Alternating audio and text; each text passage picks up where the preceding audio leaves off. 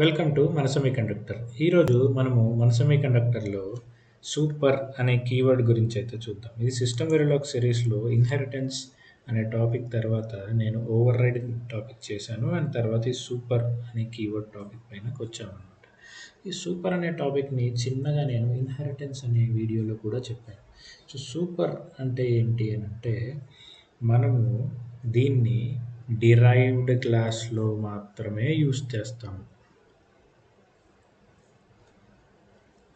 Used in derived class అని రాసుకోవచ్చు. Okay. And derived క్లాస్లోనే use చేస్తాము. సూపర్ అని డిరైవ్డ్ క్లాస్లో యూజ్ చేసినప్పుడు ఏమవుతుందంటే పేరెంట్ క్లాస్లో పేరెంట్ క్లాస్లో ఉన్న దాన్ని రిఫర్ చేస్తున్నట్టు అర్థం అన్నమాట. సో ఇప్పుడు మనం ఇక్కడ ఎగ్జాంపుల్ తీసుకుందాం ఒకటి. ఏంటి? క్లాస్ పేరెంట్ అని ఉంది. ఓకే. End class. అండ్ ఇక్కడ ఒక టాస్క్ అయితే ఉంది నాకు. అదేం టాస్క్ అని అంటే డిస్ప్లే. ఓకే. End task. ఇక్కడ నేను సంథింగ్ ఏదో డిస్ప్లే చేస్తున్నాను అనుకుందాం. ఏమనంటే పేరెంట్ క్లాస్లో ఉన్నాను అని చెప్తున్నాను ఇక్కడ. ఓకే.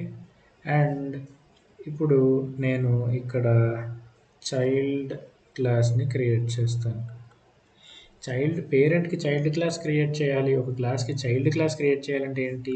ఇన్హెరిటెన్స్ వాడాలి. అంటే ఎక్స్టెన్స్ కీవర్డ్ వాడి మనము ఈ పేరెంట్ క్లాస్ని ఇలా ఇక్కడ మనం పెడితే ఈ చైల్డ్ క్లాస్ని మొత్తం పేరెంట్ క్లాస్లో ఉన్న మెథడ్స్ ప్రాపర్టీస్ని ఇన్హెరిట్ చేసుకుంటుంది అనమాట చైల్డ్ క్లాస్ యొక్క ఆబ్జెక్ట్. ఓకే. సో ఇప్పుడు ఈ చైల్డ్ క్లాస్ చేసుకుంటుంది. సో ఇక్కడ నాకు సేమ్ నేమ్తో డిస్ప్లే అని ఉంది. End task. సో డిస్ప్లే స్టేట్మెంట్లో నేను ఇక్కడ చైల్డ్ క్లాస్ అని ఇచ్చాను. ఓకే. ఇప్పుడు నేను ఈ పర్టికులర్ చైల్డ్ క్లాస్కి నేను హ్యాండిల్ తీసుకుని ఆబ్జెక్ట్ క్రియేట్ చేశాను అంటే ఇప్పుడు నేను c.display అని ప్రింట్ చేస్తే నాకు వచ్చేది ఏంటి అంటే చైల్డ్ క్లాస్ అని అవుట్పుట్ వస్తుంది. ఎందుకంటే మనం లాస్ట్ వీడియోలో చూసాం కదా, ఇక్కడ సేమ్ నేమ్ ఉండడం వల్ల డిస్ప్లే అని టాస్క్కి అది ఓవర్ రైడ్ అయిపోయింది. ఓన్లీ చైల్డ్ క్లాస్లో ఉన్నది మాత్రమే ప్రింట్ అవుతుంది అన్నమాట.